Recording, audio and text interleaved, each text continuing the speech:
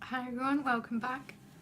So this video is a little bit different than the ones I have been posting, but don't worry, this is probably one off and we'll get back to the Christmas bargains and hauls and all things coupons. This is a video that I've wanted to do for quite a while. It's just really since I've been using coupons and bargain hunting and doing the Twitter and YouTube, it's really helped with the social anxiety disorder that I have. It is something I talk about a lot. I never used to, but I think it's one of them things that a lot of people suffer with anxiety. A lot of people don't talk about it, and a lot of people don't have it diagnosed either. I was probably about 8 when I first started some form of anxiety related issues, and it went undiagnosed for about 20 years. I didn't know what it was, my family didn't know what it was just strange behaviour, and I think I spent most of my childhood thinking I was different, I wasn't normal. I couldn't understand why my friends were doing things and not just doing it, and I was overthinking things, I was panicking about things, I just couldn't understand it. And it wasn't until about 5 years ago, after one particular bad moment, which took my mum scooping me up off the floor and taking me to the doctors mid-panic attack and demanding to know what was going on, that I was diagnosed with social anxiety disorder. Now, social anxiety is different than generalised anxiety. Generalised anxiety is where you feel anxious about could be anything and everything. Sometimes you don't even know it's coming, it's just out of the blue. Social anxiety is anything social related, people related, basically anything where anything that involves people, which is everything, I suppose. There's people everywhere.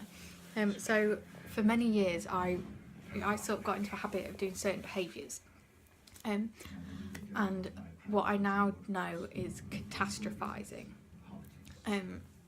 which is where you overanalyse a situation, you overthink a situation, and you assume that in your mind you replay over and over the worst possible outcome of that situation, which obviously it doesn't happen, it never happens, the worst doesn't happen. And if I'd sought help for it a long time ago, then I would have been able to do what I can do now and look past that and look at what's going on. I mean, some of the behaviours I used to do was, one, I would avoid I would avoid anything that would cause me anxiety, which meant I didn't do a lot of things, and that really isn't what you should do.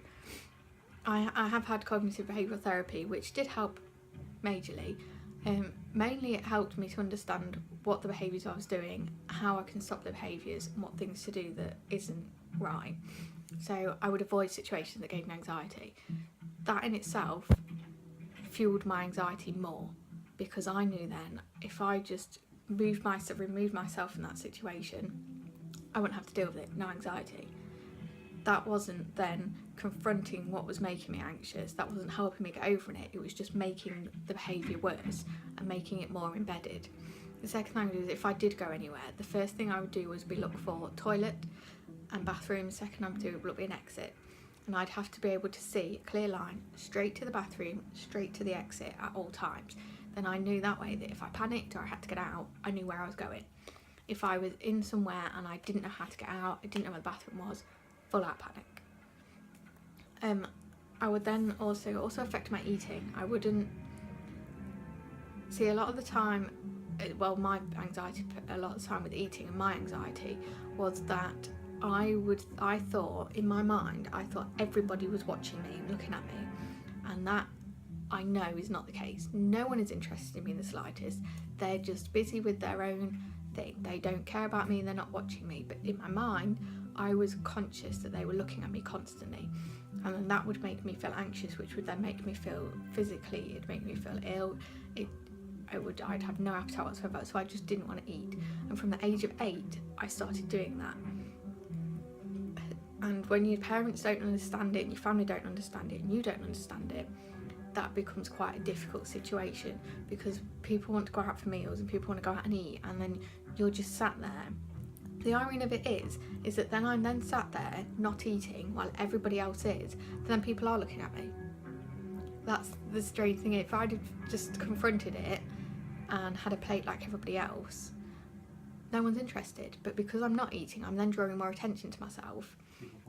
So that was one of the big things. And then when I had children, I was adamant that I did not want to pass this behaviour on to my children. It's not...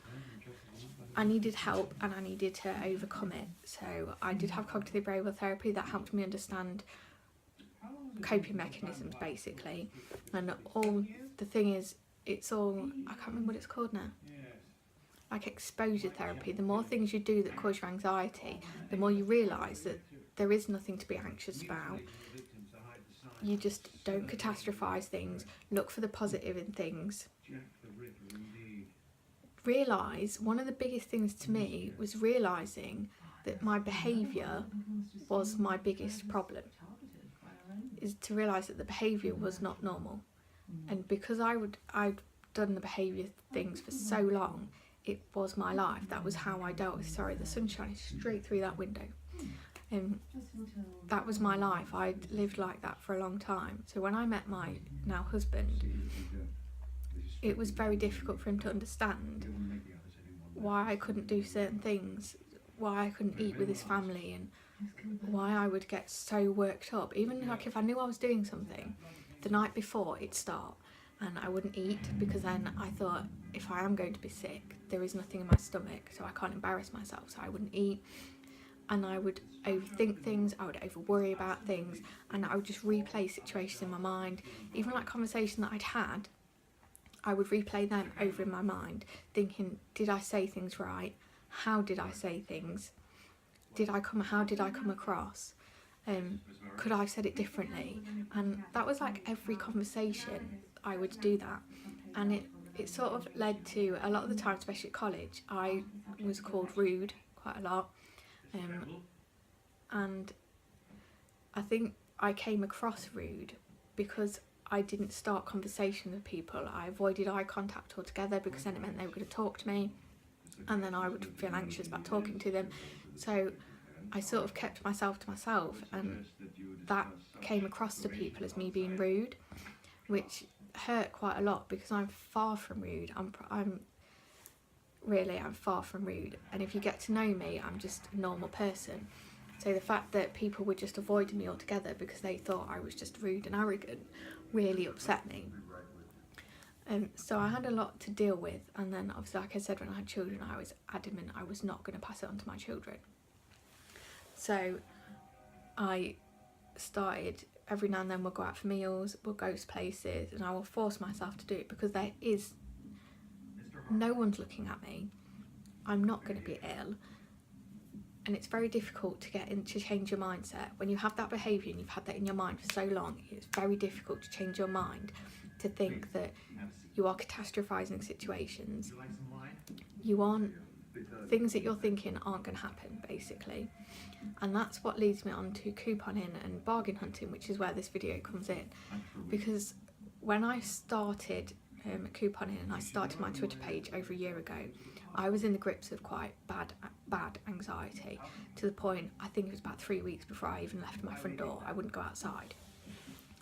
And I came across some coupons and I was like, wow, I could tell there were coupons for 50 pence off a carton of Mbongo, and they happened to be on offer in Tesco's for 60 pence, which meant I was paying 10 pence for cartons of Mbongo, and I was determined I wanted to use these coupons. So I got myself together, I got my mum, who usually comes with me a lot of places because of anxiety.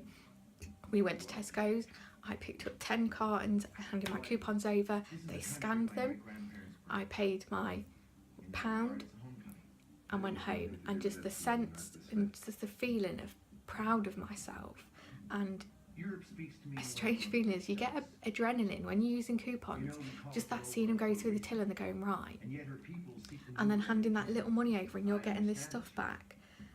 It just filled me full of confidence, and I was so proud of myself that I'd managed to do that. So I kept doing it, I kept finding things, and then I thought, so I was one of the biggest skeptics going when it came to couponing. I really thought you can't do in this country. It's not possible. And then when I discovered that you could and there was other people doing it, I decided to give it a go myself. So I set up my Twitter page to help other people like me that needed that bit of help to do that. And then to go from just starting up a Twitter page to being contacted by a PR company, to being in the newspaper, to being on the radio, to next week or the week after I'm helping some uni students do a 10-minute documentary on me. So I'm going to be on film. It is ridiculous. I would never ever have thought this time last year, the year before, that I would be in this where I am now.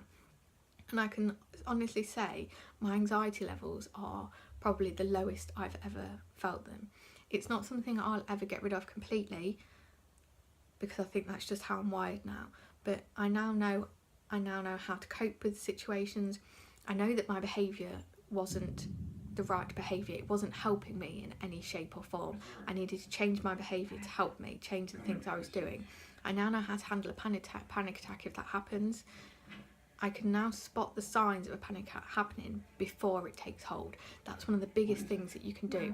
Once you spot the starting signs of a panic attack, start with your coping mechanisms then, because once your panic attack's taken hold, very difficult to stop it. Try and stop it before it starts. I now know how to do that. I can now stand at a till with coupons, and if I come across a problem, I can deal with it myself. And it really, that is all thanks to the exposure that couponing's given me. I don't mind saying I'm proud of myself at where I've come in a year and a half, and I've even contacted the local mental health team to see if I can volunteer to help other people with anxiety like I had, to see if there's anything I can do, even to just sort of talk to someone. I know that anxiety you're not going to be stuck like that for the rest of your life. There is light at the end of the tunnel with it. There is a way out of it. You can overcome things and you can do things, and just that sense of achievement and proud of yourself when you do something that you've been putting off because you know it gives you anxiety, it's phenomenal. It really is. So if anybody does suffer with anxiety and it's something they want to talk about, feel free to message me. Seriously, it's not something I hide. Yes, it's a mental health issue. Yes, it's something I have. It is not something to hide. It's not something to be afraid of. It's not something I can't think of the word now.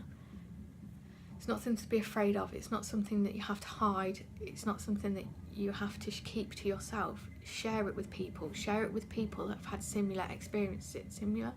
Similar experiences. Help each other. You can find me on Twitter. It's Coupons Galore UK, and you can also message me on YouTube. If you need to speak to someone, message me. So I've been there. I've been through it.